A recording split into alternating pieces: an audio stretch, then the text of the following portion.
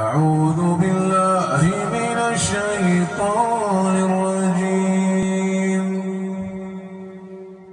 ما كان محمد أبا أحد من رجالكم ولكن رسول الله وخاتم النبيين، وكان الله بكل شيء